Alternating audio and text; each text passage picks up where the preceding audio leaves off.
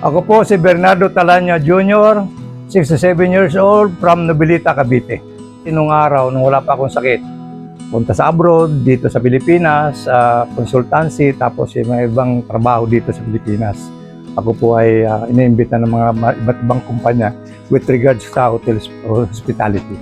Hindi ko lang iniintindi, baliwala lang sa akin, basta trabaho lang po ako ng trabaho. Hanggang sa bigla na lang po ako nangayayat, tapos hanggang sa ito na, sumasakit ng tiyan ko. Parang nag-umpisa lang po sa cancer. Tapos hanggang sa dumuyo na po ako ng dugo. Tapos ayun na, medyo na-alarma na po kami. So, mabilis ang pagpayat ko. Mga months lang, payat na ako hanggang sa buto na lang ang natira. Yun laman, kinakain na pala ng cancer. So, wala na nakakakilala sa akin, yung misis ko na lang.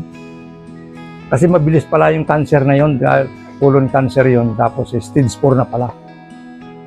So yun, pinatingnan na namin sa hospital, yung endoscopy, tapos hanggang sa nasabi nga na mayroong araw, bukol sa loob ng bituka.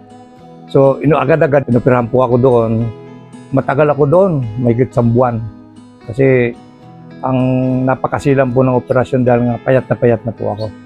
Talagang grabe yun kasi bago ako endoscopy, yung labatiba, grabe, 1 linggong labatiba. Talagang kung pwede lang sibigaw ng mamatay na lang ako, isisigaw mo. Pero during that time, wala akong reklamo. Kahit sabi ko, kasi nakaready na ako, sabi ko kung mamamatay ko, okay lang. So be it, sabi ko. Pero ang sakit talaga, grabe. Talagang napakasakit yung labatiba. Para malinis yung bituka mo, bago ka operahan pala noon, papainumin ka ng castor oil, suka ka ng suka. Siguro sa lahat ng sakit na naramdaman ko, yun ang pinakamatinding sakit. Yung cancer na yun. May sakit, bagong operation pa lang, operated pa lang ako. Talagang nagtrabaho na ako. Ang pinangahawakan ko talaga, siyempre, yung sabi ng Panginoon na siyang sumusugat, siya nagpapagaling. Ngayon, kung talagang wala na, hanggang doon na lang, okay lang. Kaya tawa naman ng Diyos sa tulong at tawa niya. Siguro, mahal siguro niya ako. Dahil binubuhay niya pa ako hanggang ngayon. Year 2020, COVID pa yun no? Ngayon pumasok yung Delta. Yun yung pinaka-dangerous na sakit talaga, yung Delta na yon. Ang dami namamatay doon.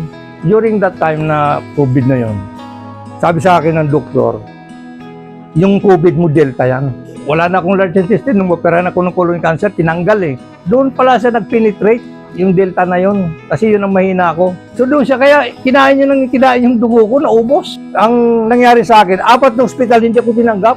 Cavite, dito sa Cavite City, yan ang tumanggap sa akin. Kaya lang, doon daw ako sa kalsada.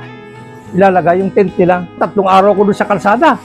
Pag dumadaan yung sa ulog, naku, yung ulo ko parang nabibiyak. Awa naman ng Diyos, ginamot nila ako.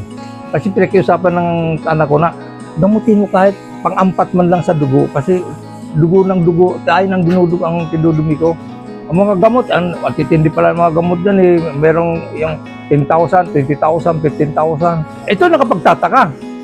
Bakit nabayaran ko, daming tumulong. Meron mga galing abroad, yung mga napalis ko nung araw, yung mga kaibigan, mga kapatid. Ayun, nang pinangbili-bili ko ng gamot, doon ako nakaraos. Pinaparealize sa akin, marami rin akong pagkukulang. Saka madagdagan pa yung ating pananampalataya sa kanya. Baka kailangan pandagdagan. Pinapaalala sa akin siguro ng Panginoon na mukhang kalahati pa lang yung pagtingin mo sa akin. Buuhin mo. Hindi po maiwasan talaga sa panahon ngayon. Maraming mga tao talagang napakarami po ng may mga karamdaman. Ang akin lang siguro may papayo sa kanila una sa Diyos, sa pananampalataya at panghawak sa mga salita ng Diyos at sa kautusan. At pangalawa dasal, laging magdarasal at disiplina sa sarili. Ipagtiwala sa Diyos ang lahat ng bagay na ating ginagawa. Kahit mahirap, huwag susuko, laban lang!